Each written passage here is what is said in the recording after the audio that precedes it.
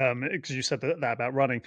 And trust in the process is great, but people take advantage of it. And I know that because I was one of those people. I knew for a fact that with my programming, I would get results, but Hmm. I wasn't bringing the intensity that I knew I was capable of to some of my programming. Again, that was one of the reasons I ran myself through the Eclipse program, because it was time to re-educate myself on where my intensity level should actually be. And now I've got a much greater idea of that. So a lot of people will say, "Oh, okay, I'm going to take the route of the tortoise, not the hare, and I am going to just get there eventually if I carry on doing the right things." And yeah, that's kind of true, but if you're not taking any intensity, then it's not going to be. And some people think it's intense just because they show up and it's a hard. And don't get me wrong, yeah, you deserve a participation medal for that, but I ain't going to give you the gold medal. So you need to, if you want to get any results, you do need to bring some intensity to it. Now, interestingly, though, a lot of studies have shown recently that once you have the result you're after, it takes only between 30 and 70% of that original effort to maintain those results. So that's a perfect time to explore other things, which is what I'm doing now with my programming. I've got a lot of the results that I've wanted, and now now I'm exploring with other areas to see what my body can do in other places as well. Yeah, and this is why sometimes it's really important to have like a coach, because Hmm. when you do it yourself and just do your plan yourself, um, you don't always put the intensity there. And I say this to my PTs quite a lot, and I go, I can I'll ask them what it is they want to work on, right? For instance, maybe they Hmm. want to do a strength portion, maybe they want to pick particular exercises. But I always say to them, I'm not always going to plan you just what you want. I'm going to give you what you need, right? Yeah. And I've got these two ladies that I train at the moment. They did a big strength block. They've been doing a big bodybuilding block at the moment, and I've told them, unfortunately, the next phase is going to be a big conditioning block, and they were like, I don't like conditioning. I'm like, I'm sorry, but it You needs to need it. happen.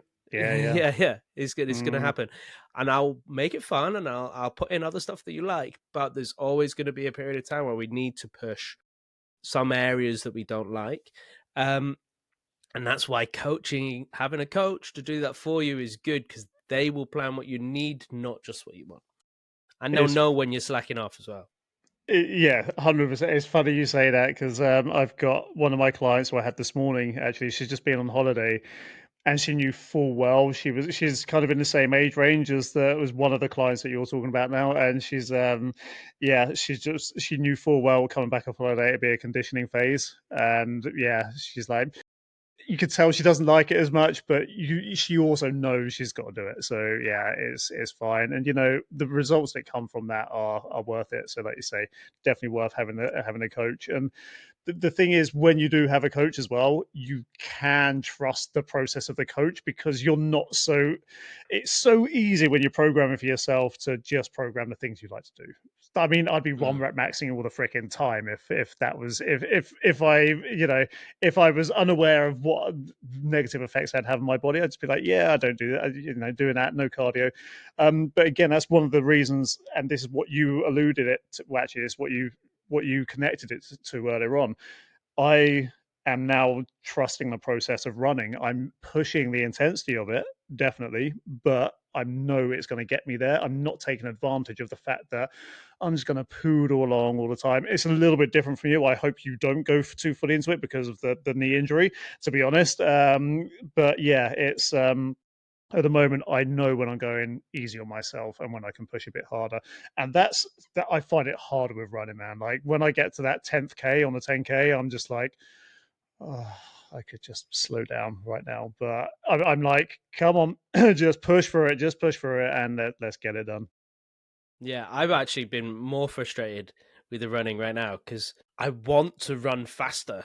And I'm Mm, like, why is my body just not moving faster? It's just not, I just don't have the like, it's like I can't extend my legs like that. And I'm like, this is so frustrating. mm. And I'm like I'm running like an old man, like run faster.